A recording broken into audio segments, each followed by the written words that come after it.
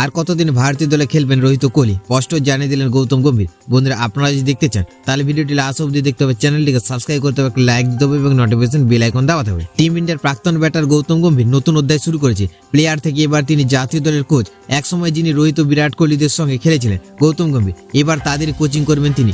2007-এর টি-20 বিশ্বকাপ, 2011-এর 50 ওভারের বিশ্বকাপে গুরুত্বপূর্ণ ভূমিকা পালন করেছেন গৌতম গম্ভীর। এছাড়া আইপিএলে তার নামের পাশে রয়েছে 3টি ট্রফি। প্রথম দুটি কলকাতা নাইট রাইডার্সের অধিনায়ক হিসেবে, তৃতীয় কেকেআরের মেন্টর হিসেবে, আর এরপরে তার জন্য খুলে যায় টিম ইন্ডিয়ার দরজা। বন্ধুরা গম্ভীরের আমলে টিম ইন্ডিয়া শ্রীলঙ্কা সফরে যাওয়ার জন্য প্রস্তুতি নিচ্ছে। বন্ধুরা তার আগে প্রেস কনফারেন্স করে অনেক কথা জানালেন গৌতম গম্ভীর ও টিম ইন্ডিয়ার প্রধান নির্বাচক অজিত আগারকার।